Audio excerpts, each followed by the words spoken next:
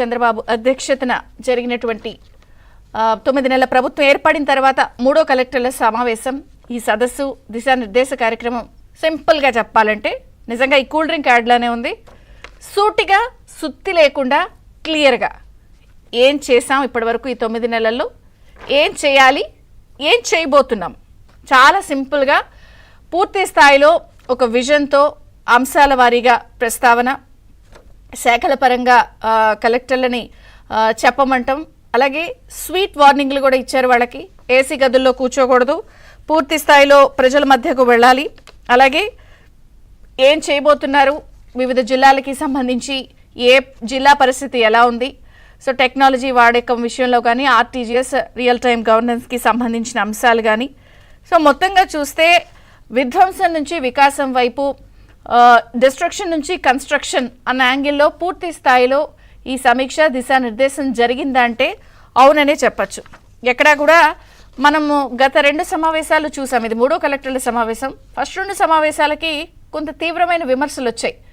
ఏంటి సదస్సులు ఇలా జరుగుతున్నాయి, ఎందుకంటే ఎవరేం మాట్లాడుతున్నారో అర్థం కావట్లేదు, ఏం చెప్పాలనుకుంటున్నారో ముఖ్యమంత్రి గారికి అర్థం కాల. ముఖ్యమంత్రి గారు కొంత సీరియస్ అయిన సందర్భాలు ఉన్నాయి. ప్రీవియస్ కలెక్టర్ల సదస్సులో మనం చూస్తే క్రిస్ప్గా చెప్పండి, టైం తినకండి, ఏం చెప్పాలనుకుంటున్నారు క్లియర్గా చెప్పండి అని ఎక్కువ శాతం కలెక్టర్ల సదస్సులో మనం చూస్తున్నాం. కానీ ఈ సదస్సులో అలా కాదు, క్లియర్ కట్ ప్రజెంటేషన్స్ జిల్లా కలెక్టర్లు ఇచ్చారు. సార్ ఇది సమస్య, ఇలా చేయాలి, దీనికి పరిష్కార మార్గం ఇది అని చెప్పి వీళ్ళు చెప్పడం. అలాగే ముఖ్యమంత్రి గారు తన మనసులో మాటని ఇలా అనుకుంటున్నాను, లేకపోతే ఈ విషయాలపై మీరు ఇలా వెళ్ళండి, ఇలా ప్రొసీడ్ అవ్వండి, దీనికి ఉన్న పరిష్కారం ఏంటి, మీ దగ్గర ఉన్న సొల్యూషన్ ఉందా, ఇలా క్లియర్ కట్గా టైం అంటే టైము. ముందుసారి మనము కలెక్టర్ల సదస్సు చూసాం, ఉదయం 10ంటికి స్టార్ట్ అయితే రాత్రి 7 వరకు జరిగింది. అసలు ఏంటి, ఎటు వెళ్తోంది, ఒక గమ్యం గమనం, ఒక దిశానిర్దేశం, అసలు ఏమనుకుంటున్నారనేది కొంత కన్ఫ్యూజన్ మోడ్లో కనిపించింది అందరికీ. చాలా విమర్శ కూడా వచ్చింది. ఈవెన్ ఆంధ్రజ్యోతి సంస్థల ఎండి వేమూరు రాధాకృష్ణ గారు కూడా తన కొత్త పలుకులో ఇటువంటి కలెక్టర్ల సదస్సు వల్ల కొంత క్లారిటీ మిస్ అవుతుంది, కొంత జాగ్రత్తగా చూసుకోవాలని చెప్పి సుతిమెత్తగా ఆయన తన వ్యాఖ్యలో ప్రభుత్వానికి సూచనగా కూడా చేశారు. మరి ఈసారి మనం అలా చూసినప్పుడు చాలా క్లియర్ కట్గా అటువంటిదేమీ కనిపించలేదు మనకి. సుదీర్ఘ చర్చలకు సెలవు, ఏం చేశారు, ఏం చేయాలి, ఏం చేయబోతున్నారు అంటూ దిశానిర్దేశం చేస్తూనే రెవెన్యూ మినిస్టర్ అనగాని సత్యప్రసాద్ గారు కూడా దానికి ఇచ్చిన ప్రజెంటేషన్పై, కలెక్టర్ గారు ఇచ్చిన ప్రజెంటేషన్పై కూడా చెప్పారు.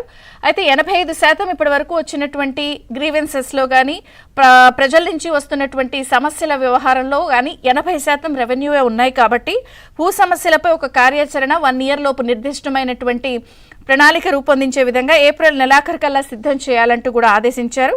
సో ఏడాదిలోగా అన్నిటికీ పరిష్కార మార్గం చూపెడుతూనే ప్రభుత్వ జాబితాలో ఉన్న ప్రైవేటు భూములు, వైసీపీ పాలనలో జరిగినటువంటి అరాచకం, దాష్టికానికి సంబంధించి రీసర్వే పేరుతో ఏదైతే చేశారో వాటన్నిటికీ సంబంధించి ఏడాదిలోపు ఒక క్లియర్ కట్ సొల్యూషన్ చూపించాలని కూడా చెప్పారు.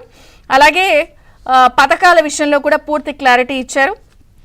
తల్లికి వందనానికి సంబంధించి కానీ 1 family 1 entrepreneur 15% వృద్ధితో పనిచేయాలి, జిఎస్డిపి వృద్ధి కనిపించాలి, తలసరి ఆదాయం 2029 కల్లా 5,45,000 పైచిలకు డబ్బులు ఒక్కొక్క వ్యక్తి తలసరి ఆదాయం ఉండే విధంగా చూసుకోవాలని చెప్పారు. అలాగే తాగునీటి సమస్యలు రాబోయే కాలం అంతా ఎండాకాలం కాబట్టి హీట్ వేవ్ ఉండే అవకాశం ఉంది. కాబట్టి సో ఏం చేస్తున్నారు, ఎక్కడ వాటర్ సమస్య ఉంది, రియల్ టైమ్ గవర్నెన్స్తో ట్రాక్ చేయండి, సో ఎక్కువ శాతం టెక్నాలజీని వాడండి అనే విషయాన్ని కూడా పదే నిన్న చెప్పడం జరిగింది. ఏప్రిల్ తొలి వారంలో మెగా డిఎస్సి, సో 16,340 టీచర్ పోస్టులు భర్తీ చేస్తామని చెప్పారు. అలాగే ఇప్పుడు ఎక్కడ చూసినా కూడా 2 తెలుగు రాష్ట్రాల్లో బెట్టింగ్ యాప్లకి సంబంధించిన వ్యవహారం చాలా సీరియస్గా నడుస్తోంది. దీనిపై కూడా చర్చించారు.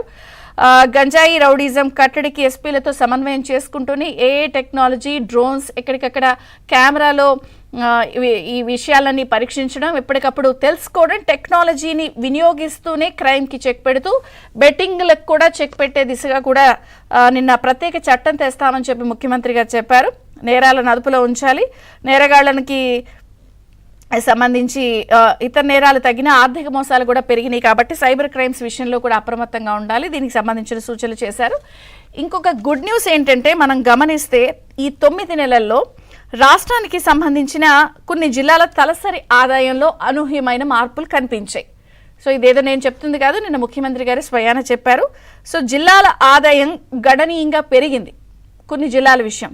అది పోనీ వాటర్ బాగా ఉండే జిల్లాల్లోనో లేకపోతే అక్కడ కొంచెం పచ్చగా ఉండే జిల్లాల్లో కాదు, అనూహ్యంగా అనంతపురం జిల్లాకి సంబంధించిన తలసరి ఆదాయంలో వచ్చిన మార్పులపై కూడా చర్చ జరిగింది.